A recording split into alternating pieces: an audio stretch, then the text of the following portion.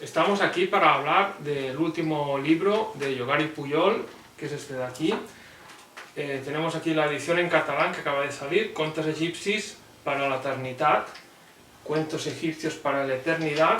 Esperamos que próximamente tengamos la edición también en castellano. Para esta entrevista que le vamos a hacer a Yogari va a ser en castellano para que llegue a todo el mundo un poco el fruto de sus últimas investigaciones sobre las fuentes egipcias del Nuevo Testamento. Entonces, para los que no lo conozcan, Yogari Pujol es sacerdote, teólogo, egiptólogo, psicoanalista y no sé cuántas cosas más. Un experto que puede leer lenguas antiguas como el griego antiguo en el cual se escribió el Nuevo Testamento, que también lee el jeroglífico, el hierático, y concretamente en este su último libro se centra en el estudio del cuento Sinué el egipcio, y luego un poco en el cuento del náufrago, pero principalmente analiza todo el cuento de Sinué el egipcio. Sinué el egipcio es un cuento que se escribió alrededor de 1900 a.C. y está protagonizado, como dice su título, por Sinué, que es un noble que está en una guerra. Bueno, bienvenido, Yogari. Que ¿nos podrías hablar un poco de la historia general de Sinué? ¿Quién era Sinué? ¿Y qué significaba el nombre de Sinué? Bueno, muchas gracias por la presentación y bueno, empecemos por eso, por su nombre. El nombre de Sinué es un nombre compuesto de Si y Nué, N-A-N. O sea, Si significa hijo, hijo de, y luego la otra palabra significa el sicomoro. Sicomoro es un árbol muy importante dentro de la gran simbología egipcia, porque, bueno, al principio pues es un árbol simplemente, pero es este árbol, la palabra sicomoro en egipcio significa protección, ayuda, cobijo. O sea que es un árbol que a través de los tiempos, esto no se hace, la simbología no se hace así de bote pronto, sino que se va enriqueciendo. Pues al principio es un árbol pues que cobija y que la gente pues prefiere cobijarse debajo de ese árbol que en vez de ir debajo de una palmera. ¿Por qué? Porque es un árbol pues que tiene esa propiedad de cuando uno se cobija con él se siente seguro. Pues muy bien, pues esta simbología resulta que este Sinué, pues que efectivamente es un noble de la corte real, se ocupa del harén de la reina, y este personaje le ocurre algo muy especial, que es que estando conjuntamente con los hijos del faraón en lucha en Libia, llegan emisarios de la corte real egipcia anunciando la muerte del faraón. Uno de ellos, de estos emisarios, se acerca a Sesostris, que es el hijo mayor, y le comunica esa muerte. Y entonces Sesostris, simplemente con dos personas o tres, sin decir nada, absolutamente nada casi a nadie, pues regresa a Egipto para ver qué es lo que ha ocurrido. Y al cabo de cierto tiempo, sin tardar mucho, llega otro emisario y se dirige al segundo hijo. Y este segundo hijo, o Sinué, estaba al lado de este segundo hijo del faraón. Y nos cuenta esa narración, que esa narración de Sinué el egipcio está en primera persona, o sea que es el propio Sinué que explica la historia. Y él dice que yo, estando al lado de este segundo hijo, escuché unas palabras, sin querer, y lo que se le comunicó a este segundo hijo no lo sabemos ni lo sabremos nunca, pero algo muy grave debió, algo muy importante, algo que puso pues a Sinué en una situación de huida. A partir de este momento huye, huye, huye, se va. Y entonces este marcharse, no sabemos el por qué, pero efectivamente que es algo muy importante, porque si a una persona se le comunica, oye, algo que le motiva a huir, pues debe ser algo importante, sea algo, digamos, extrínseco a él, o bien algo, un problema psicológico, lo que fuere.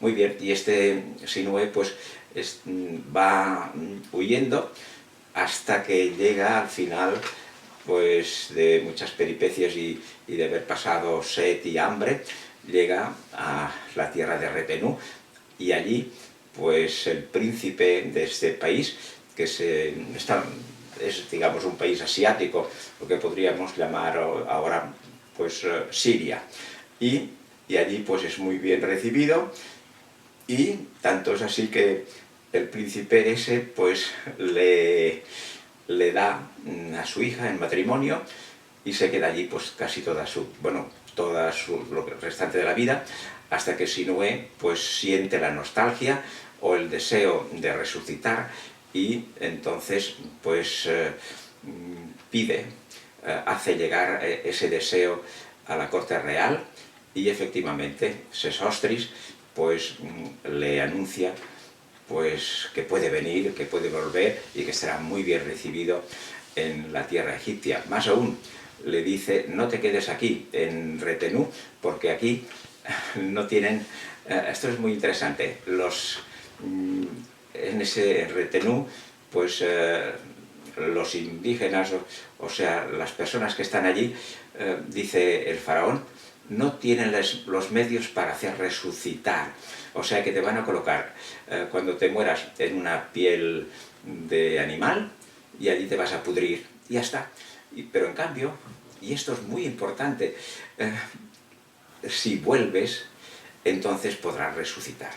Porque aquí, en Egipto, tenemos la técnica, tenemos los medios y tenemos la sabiduría para poder resucitar.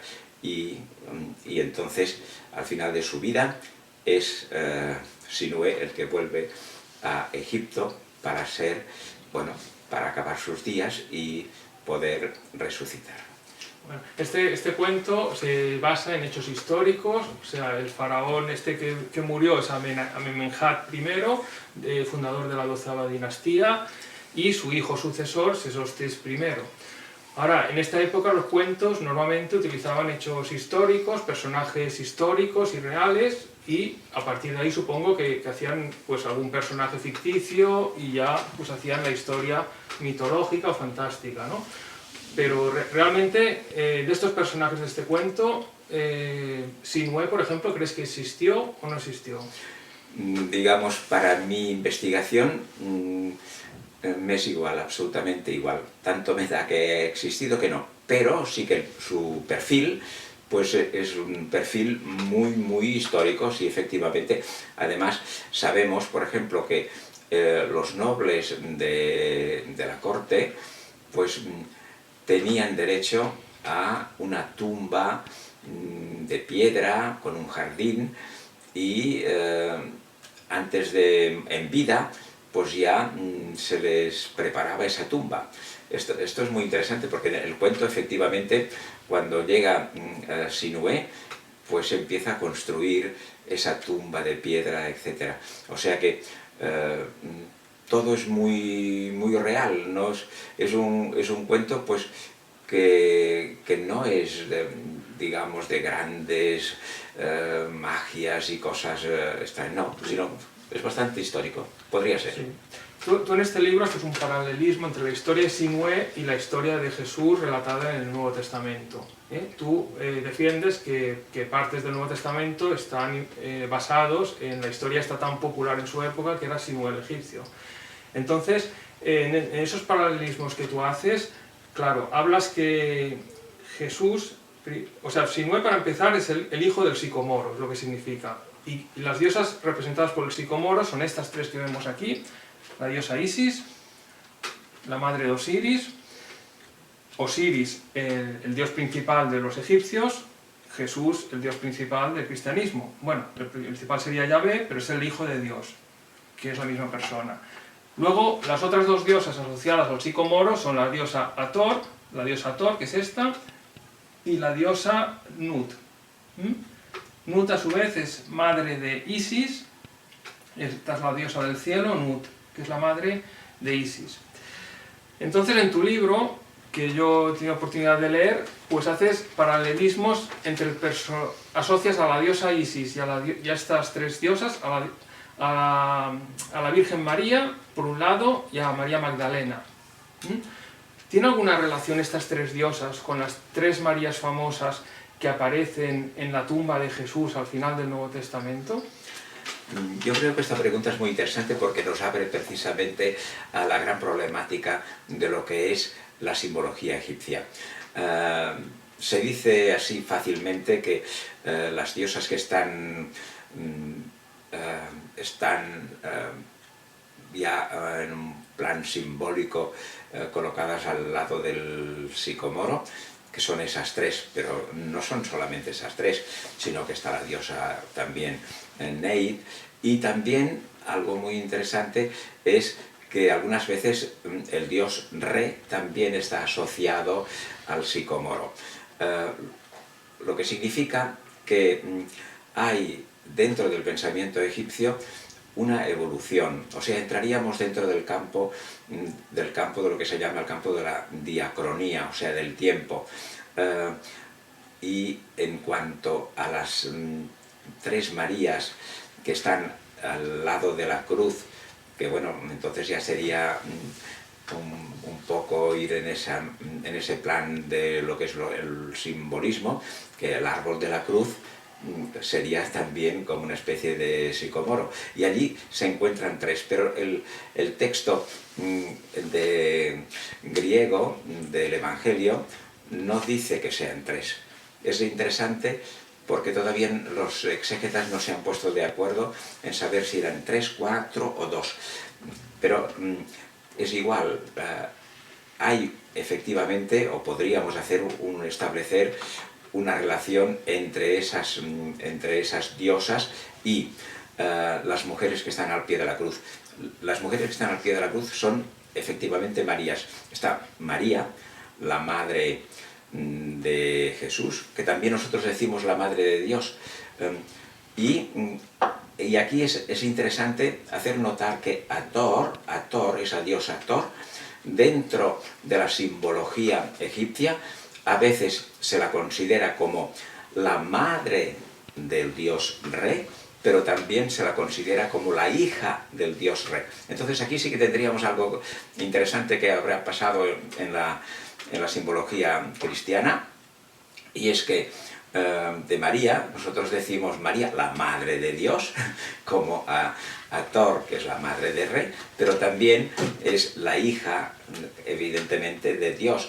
O sea que el paralelismo entre el mundo egipcio y el mundo del cristianismo es muy, muy grande, y no solamente en estas cosas, digamos, que podrían parecer muy interesantes a nivel simbólico, sino en la profundidad de todo lo que es el pensamiento cristiano. Por lo tanto, sí, se puede establecer esas relaciones porque no son dos mundos distintos. Yo creo que el cristianismo ha salido todo él de Egipto, todo él. Por lo tanto, nos podemos aventurar y podemos hacer un poco, digamos,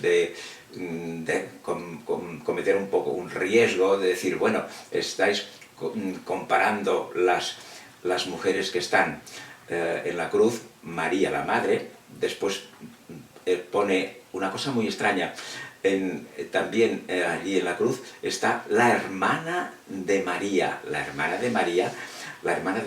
que nadie sabe quién es, la hermana de María. Y aquí pues ya veis que dentro de ese mundo egipcio pues estamos siempre hablando de filiaciones, o sea, está Isis y está pues su esposo Osiris, que es el hermano, o sea que hay una serie de relaciones familiares muy interesantes. Luego la tercera persona es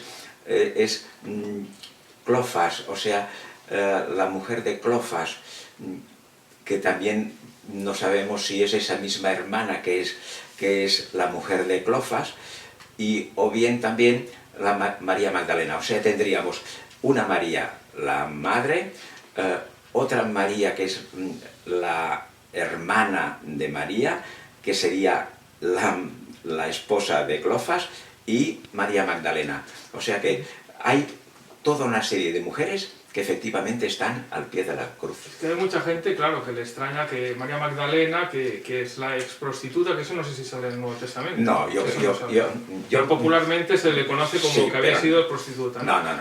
Aquí sí que la gente hace una amalgama que yo creo que no se lo merece. O sea que además es un... Sí. Pero sí que hay una tradición, me parece, que como que era la esposa de Jesús, ¿no? La tradición está, que se hizo famosa a partir del Código da Vinci, todo esto bueno, que viene de antiguo, ¿no? A ver, si somos rigurosos, yo creo que tendríamos que tener muy en cuenta lo que es la cronología, porque si se me pregunta a mí, ¿cuántos Jesuses hay? Muchos, hay muchos Jesuses, muchos. ¿Por qué? Porque yo soy especialista del Jesús del primer siglo y de los textos canónicos. Luego hay otro Jesús que son de los textos de los apócrifos. Hay otro tercer Jesús que es el de los gnósticos.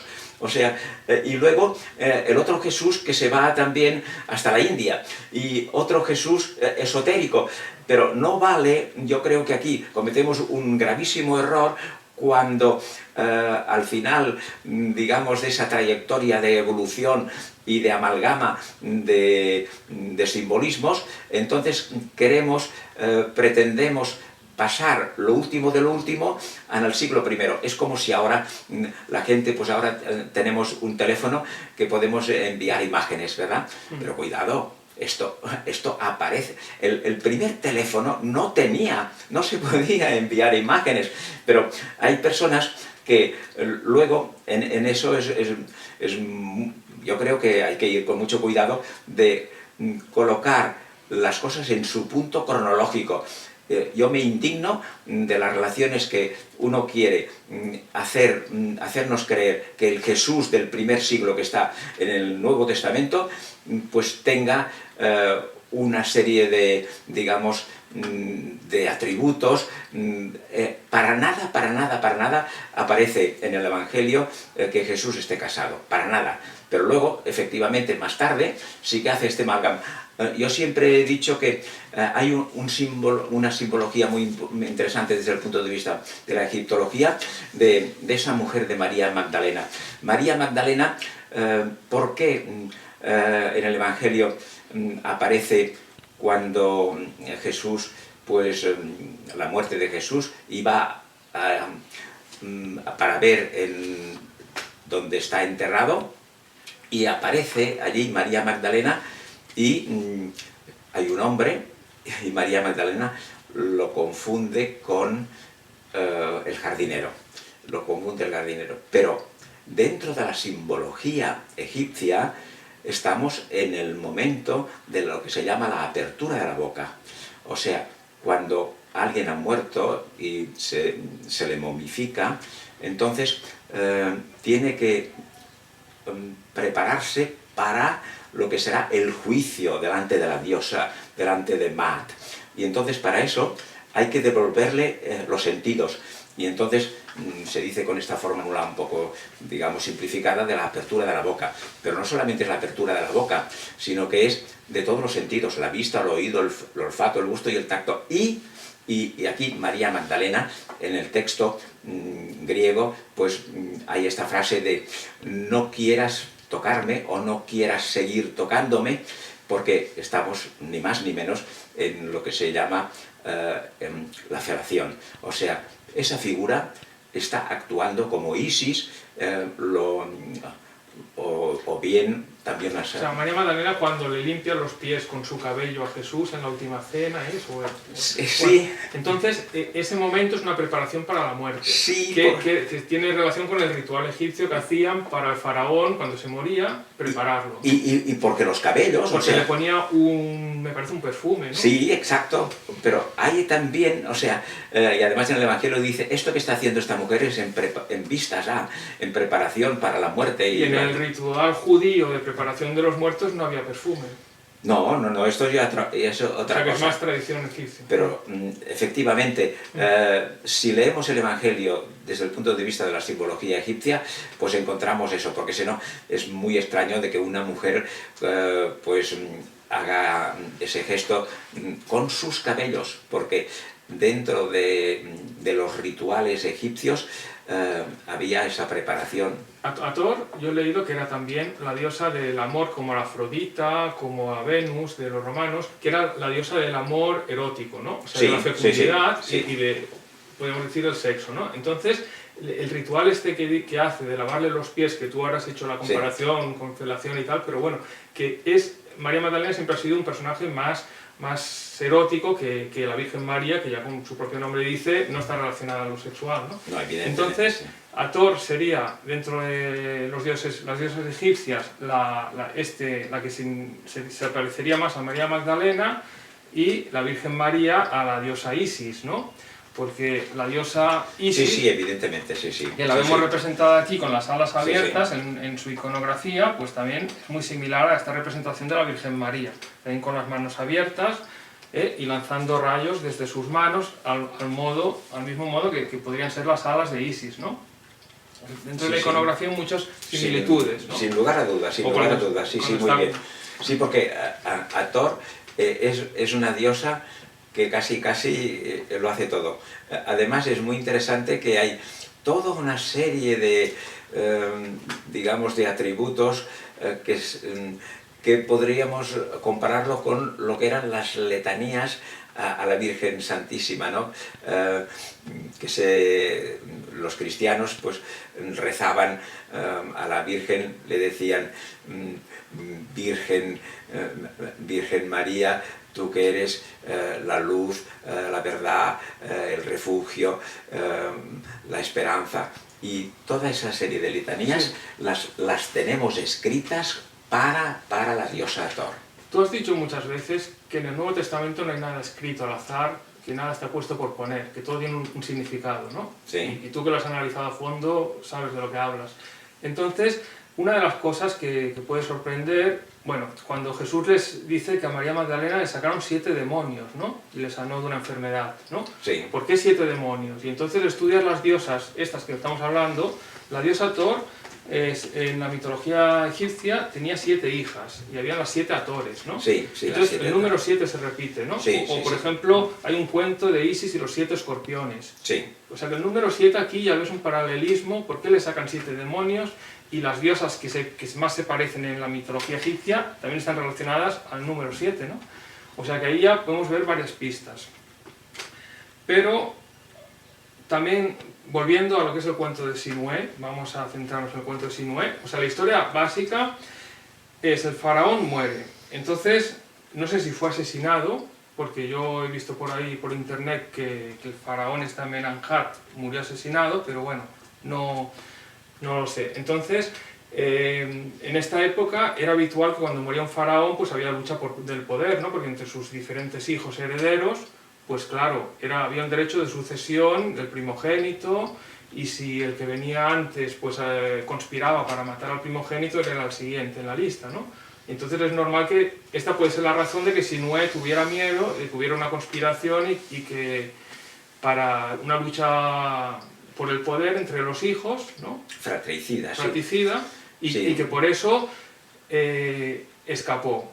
Y entonces hizo todos unos viajes, un recorrido que tú en tu libro comparas con el recorrido que hizo Jesús mientras hizo toda su prédica, todos los sitios que él visitó, ¿no? Y hasta que al final se va a morir a Jerusalén, y en el caso del cuento de Sinué se va a morir al palacio para ir al cielo con su padre, se va a morir al palacio del faraón, ¿no?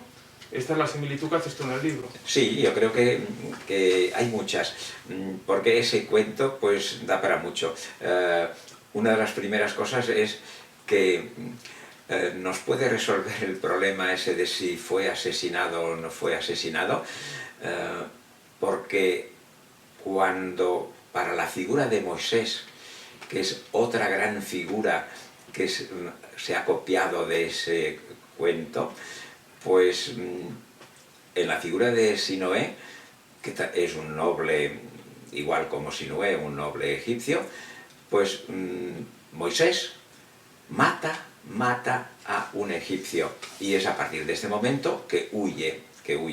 O sea que... Huye porque tiene miedo que lo maten, ¿no? Que lo descubran. Bueno, ya, no, es que ya alguien lo ve, otro egipcio le ha visto, le ha descubierto y le ha dicho: oye, tú, ¿qué quieres hacer? ¿Nos quieres matar a todos? Porque hemos visto que ya mataste a un egipcio, y entonces huye. La semejanza es total, y además huye también con una tribu de los beduinos, y allí también se casa y se queda pues exactamente igual como Sinué, pues hasta que tiene 80 años, o sea, toda la vida se la pasa con los beduinos. O sea que aquí está la cosa clarísima, pero es interesante ver que aquí no hay ningún problema. Moisés mata. En el Antiguo Testamento Sinué sería Moisés y en el Nuevo Testamento sería Jesús. Sí, sí, pero bueno, además en el Antiguo Testamento está la historia de David y Goliat, que también está copiado de Sinué, y también en el Nuevo Testamento es la historia de Jesús, porque aquí sí que es muy interesante. Los exégetas sabemos que en los evangelios hay muchos capítulos del evangelio que nos hablan de que Jesús, un adulto ya, lo que se llama la vida pública, empieza a caminar y va de pueblo en pueblo, y es muy interesante ver que de la misma manera, mirando los detalles, de la misma manera que Sinué no quiere encontrar a nadie y huye de todo el mundo, pues Jesús, también hay una frase que luego se pasará a los apóstoles y les dice: cuando vayáis por los caminos no saludéis a nadie, o sea, no os dejéis ver demasiado. Pero hay algo directamente en la vida de Jesús que es muy extraño, que él va al lago, se pasea por el lago de Tiberíades. Sinué ha pasado por el lago del Fayum, y aquí pues Jesús va por el lago de Tiberíades. Pero todos los exégetas nos preguntamos cómo es posible que Jesús, yendo al lago de Tiberíades, no se acerque a la capital en ese momento, que era de Galilea, que era Tiberíades. Es extrañísimo, o sea que está actuando desde el punto de vista psicológico exactamente como lo hace Sinué. Sinué no quiere ver a nadie, y Jesús se va al lago de Tiberíades y no visita la capital, que está allí mismo. ¿Por qué? Porque está huyendo de todo el mundo. La semejanza es muy especial, muy exacta. Luego hay otra cosa, y es que Sinué, hay un momento en que pues tiene hambre y tiene sed, y dice el texto que gusta casi a la muerte al tener, pues bueno, la garganta seca y todo, sin agua. Y Jesús, pues también se repite la misma analogía, se está paseando por esos caminos, y llega un momento que todo el mundo, bueno, los que hayan leído el Evangelio se acordarán, que es en el pozo, pues se encuentra la samaritana y le dice pues que le dé de beber, porque Jesús en ese momento tenía sed, etc. O sea que mirándolo con lupa encontramos muchísimos detalles que son exactamente exactos. Ahora que hablas de comer y de beber, o sea, a mí hay una cosa que me llamó la atención, o sea, que hay un capítulo, en Sinué hay una parte donde se habla, en el momento en que a Sinué ya el faraón le ha dicho que puede volver al palacio para morir, ya cuando tiene una edad avanzada, Entonces él se despide de los beduinos con los que ha vivido tantos años y cede todas sus riquezas, porque ha acumulado poder y riquezas, se los cede a su hijo, a sus hijos, y lo prepara todo para volverse al palacio, ¿no? Entonces aquí hay un sitio donde dice que pastaron el pan y filtró la cerveza y me puse en camino, ¿eh? Esto es como en la última cena, en este caso no sería pan y cerveza, sino pan y vino, pero que prepara todo cuando ya se sabe que va a ir a morir, lo prepara todo con sus discípulos y deja todo su legado para que ellos sigan su obra y hace la celebración con pan y con vino. Y en el caso de Sinué, lo prepara todo con sus hijos también, con su tribu, para volverse al palacio a morir, y entonces también habla que pasta pan y hicieron cerveza. Y entonces aquí es cuando ya se vuelve al palacio por el camino, y dice que va por el camino de Horus, en el cuento de Sinué, que tú también haces una similitud en el libro, el camino de Horus, el camino de Dios o algo así, ¿no? Y entonces, claro, el palacio sería como el reino celestial donde está su padre, ¿no? En el caso de Sinué, su padre es el faraón, y en el caso de Jesús, pues su padre es el Dios celestial, ¿no? Evidente que los que han hecho el Evangelio no solamente conocen ese cuento de Sinué, sino que conocen, yo diría, pues todo lo que es la gran literatura egipcia, lo que es la gran teología egipcia, y por lo tanto aquí tendríamos como una especie de un amago de lo que podría ser, digamos, la despedida, la última cena, efectivamente.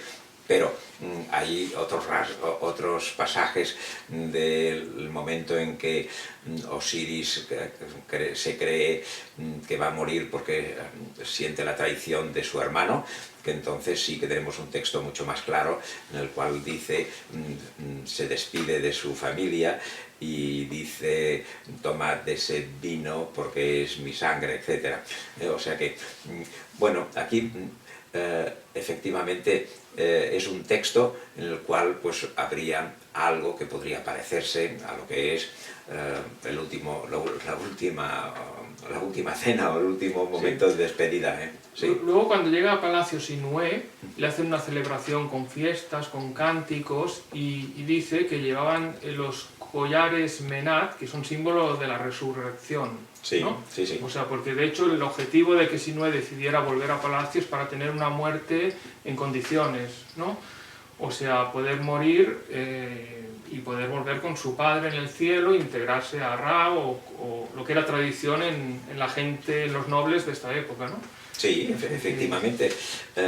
Si tú y yo, por ejemplo, quisiéramos ir al espacio, entonces tendríamos que reconocer que en donde estamos ahora viviendo no tienen los medios para ir al espacio. Entonces nos dirían, si queréis verdaderamente ir al espacio, tenéis que ir a Cabo Cañaveral o tenéis que relacionaros con alguien que sí que tenga los medios.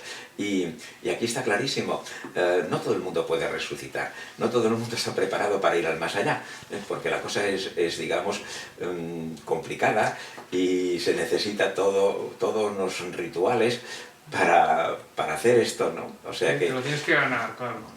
Y claro, Sinué ha hecho una serie de heroicidades, como este caso que mató a un guerrero muy poderoso, que aquí es donde se ve un paralelismo con David y Goliat, sí. Y después hacer todas, y bueno, igual que Jesús hizo los milagros, hizo todas sus cosas especiales que le permiten trascender, ¿no? Digamos, sí. Luego poder morir y... Pero si analizamos bien el texto, hay dos momentos. Por ejemplo, una cosa es cuando Sinué huye y todavía no ha llegado a Retenú, no ha llegado a este lugar asiático.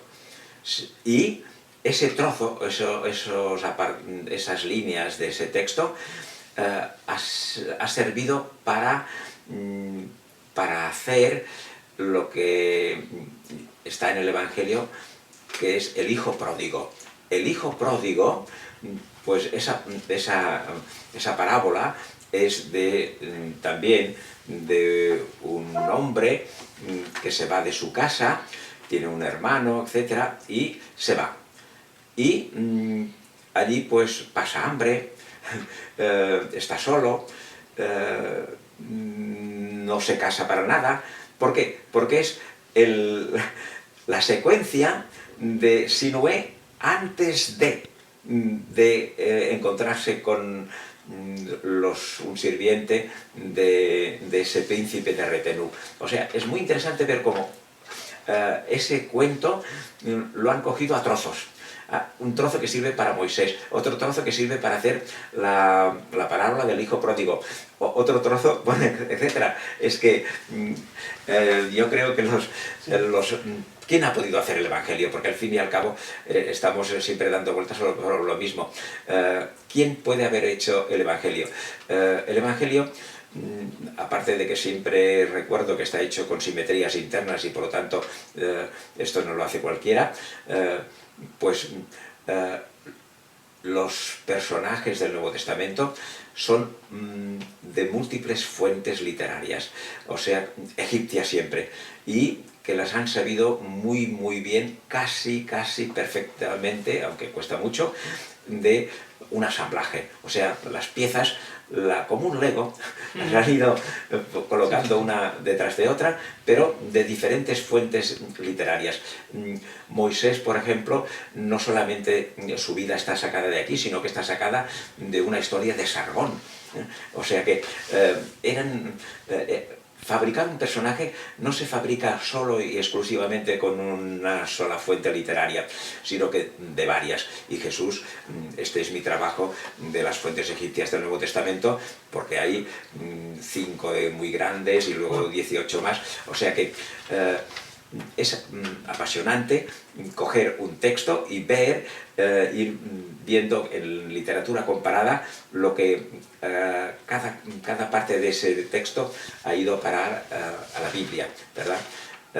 En fin, es un trabajo minucioso, pero reconfortante y lleno. Porque según tú, los que escribieron el Nuevo Testamento eran sacerdotes del templo de Serapis. Sí, es que no. ¿Qué serían greco-egipcios o judíos? Bueno, evidentemente, sí, es que, claro, entonces ya tenemos que hablar de lo que... Este es el dios Serapis, que era una mezcla del dios, no sé si Zeus o uno de estos griegos, y el dios Apis, que era como un dios egipcio, ¿no? Sí. Entonces hicieron Serapis, ¿no? Sí. Entonces, este era de la época en que estaba... De Ptolomeo primero. De los Ptolomeos, que era la mezcla entre lo egipcio y lo... Un dios sincretista. Y lo griego. Sí, señor. Y a partir de aquí, luego, según tú, nació el cristianismo, ya cuando mezclaron lo de los judíos. Claro, o sea que las cosas van evolucionando. Y aquí tenemos la gente pregunta, ¿cómo es posible que se haya, entre comillas o sin comillas, inventado el cristianismo? Pues porque esta gente inventaba religiones, pues esa religión del año menos 300, pues Ptolomeo la puso en marcha, esta religión de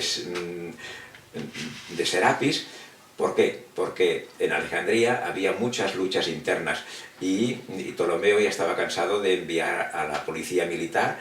¿Por qué? Porque los nativos, los egipcios y los griegos, que en aquel momento pues estaban allá, ya que vinieron con Alejandro, entonces tuvo esta idea de decir, vamos a hacer una religión mixta, sincretista, ¿verdad? En ese aspecto. Ya, hablando de esto, te quería comentar una cosa que yo encontré, que en los tiempos ptolemaicos, de los que estás hablando tú, había una tradición que la diosa Thor era la esposa de Horus y tuvo 2 hijos con Horus. Y estos 2 hijos, uno era Igi y otro Harpócrates, que serían estos 2. Harpócrates, que era así de negro, sí. y Harpócrates es este y Igi es este negro, ¿no? Entonces, a mí me ha hecho gracia porque esta tradición que pasó en tiempos ptolemaicos se parece mucho a la que defiendan las teorías del Código da Vinci, donde Jesús se casa con María Magdalena Thor y tiene 2 hijos también. Entonces, claro, ya sé que tu especialidad es el Nuevo Testamento y no las teorías estas del Código Da Vinci, no los apócrifos, pero que muchos de estos apócrifos también pueden haber sido inspirados en estas creencias, ¿no? Porque la civilización egipcia fue tan grande, tuvieron diferentes épocas, ¿no? Evidentemente, y los atributos de Isis pasaron a Thor y... Claro, evidentemente, que es lo que antes he anunciado, pero para ser rigurosos hay que ver la cronología. O sea que los dioses y las mezcolanzas que se hacen, pues hay que preguntar, ¿y eso en qué siglo pasó, no? El Jesús gnóstico pues no está sacado de otro sitio distinto, que es la evolución normal, la evolución de todo ese pensamiento egipcio, que ya de por sí, como es un pensamiento de juego de palabras, o sea, constantemente la mentalidad egipcia está jugando con las palabras, y por tanto eso pues no puede acabar nunca, no se puede acabar, y lo que el cristianismo ha hecho de dar un paso hacia adelante y desde la base de todos esos dioses y de toda esa gran teología del texto de las pirámides y de los cuentos populares, etc., pues los sacerdotes, imbuidos de todo ese gran pensamiento, pues tenían en su interior, en sus manos, pues un material que es inagotable, y por lo tanto escribieron los evangelios y podían haber escrito 4 más y 10 más, porque las relaciones en ese mundo pues no acaban nunca, no acaban, y por lo tanto es normal. Ahora tú mismo, pues conociendo, como veo que conoces muy bien, ese mundo, también podrías hacer tú una nueva religión y coger una serie de esos personajes y hacer, pues bueno, un bestseller. Pues sí, claro, se puede ir elaborando, ¿no? Sí, claro. Bueno, pues entonces ya hemos dicho donde tú hablas esto de la tumba nueva que le hicieron a Sinué con piedra, que también en el Nuevo Testamento Jesús le hicieron una tumba nueva con piedra, y cabían las 3 Marías estas famosas, que recordemos que los sarcófagos en Egipto se hacían con la madera del sicomoro, y que las 3 diosas están asociadas a lo funerario y a la preparación del muerto. Entonces aquí vemos la asociación clara con las 3 Marías. Y entonces hay varios paralelismos que no me gustaría desgranarte todo el libro porque la gente se lo tiene que leer. O sea, yo os recomiendo de verdad, aunque no entendáis el catalán, los que sois de fuera de Cataluña, hoy día con un traductor de internet es fácil de ir buscando el significado, y vale la pena porque es un libro pequeño pero cargado con muchísima información que no tiene desperdicio, y podríamos estar hablando horas de los diferentes aspectos que se hablan en él. Así que, bueno, ¿tienes alguna otra cosa más que decir? Bueno, yo creo que este final a mí también me sorprendió, porque yo hace mucho tiempo que estoy trabajando, ya desde que empecé hace, no sé cuánto, ya 35 años, en Estrasburgo, en la universidad y en París, etc., pues trabajando esos textos, pues no todos los detalles los encuentras enseguida, y ahora trabajando para hacer ese libro, pues una de las cosas que me saltaron a la vista, y uno se dice, ¿cómo es que no lo había encontrado antes? Pues porque es imposible encontrarlo todo. Pues bien, ¿qué es lo que he encontrado ahora últimamente? Pues algo interesante para mí, y que es que el padre de Jesús, que normalmente se dice que José era carpintero, volvemos otra vez a la misma cuestión de las traducciones. La palabra griega es tecton, lo cual esa palabra significa, técnico en la construcción. Y claro, entonces, si hacemos pues una síntesis de todo ello, pues decimos, caramba, pues vamos a ver. O sea que Jesús le ofrecieron una tumba de piedra y al lado de un jardín, y en la cual tumba no había sido depositado nadie. El paralelismo con el cuento de Sinué es fantástico, porque cuando, ya hemos dicho antes que los nobles tenían derecho a esas tumbas, y entonces había dentro pues el mobiliario y después también el sarcófago, que podría ser, muchas veces era de sicomoro. Pues muy bien, entonces ese personaje de José, que se nos dice que era un carpintero, pues es algo más, es algo más. Es técnico en la construcción, y un técnico en la construcción no es una persona, pues, digamos, así, de una clase social ínfima, sino que pertenece a todos esos obreros que están trabajando en la corte real. Y entonces sería ya el colmo de los colmos que precisamente el padre de Jesús pues estaría en la misma línea que los obreros que fabrican, que preparan la tumba de Sinué el egipcio. Y, por último, quisiera hacer hincapié al personaje que leemos en el Evangelio, de el jardinero. El jardinero es, dentro de las 5.640 palabras que está compuesto el Nuevo Testamento, es una sola vez aparece en todo el Nuevo Testamento, lo que se llama un hapax, o sea, una sola vez. No se encuentra, incluso creo, en toda la Biblia no aparece nunca esa palabra jardinero. Y aquí María Magdalena, pues cuando va a la tumba, ve a un personaje que ella cree que es un jardinero, pues, y luego resulta que no es un jardinero, sino que es Jesús él mismo. Pero todo está dentro de ese mismo contexto. ¿Por qué? Porque en la tumba de Sinué, de piedra, hay jardín. Y aquí, pues en el Evangelio de San Juan, pues nos dice que había un jardinero. Pero luego ya, digamos, el sumum es que en egipcio, jardinero, la palabra jardinero está compuesto de la palabra ka, lo cual significa el espíritu. ¡Qué bonito, qué extraordinario es! El jardinero es el que da el espíritu a las plantas.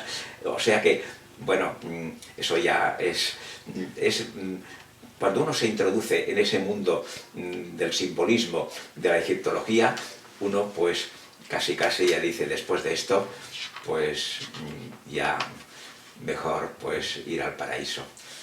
Bueno, como podéis ver, el hecho es un lujo contar con una persona que es experta en lenguas muertas, que son las lenguas originales con que se escribió la Biblia, el griego antiguo y el hierático, con lo cual nos puede dar una serie de pistas lingüísticas que hay que saber leer el lenguaje original en que fueron escritos estos cuentos para poder dar estas explicaciones.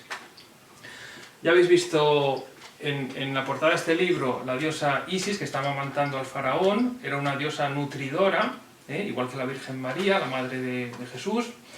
Y también la diosa Thor, la vemos en algunas representaciones, amamantando también al faraón.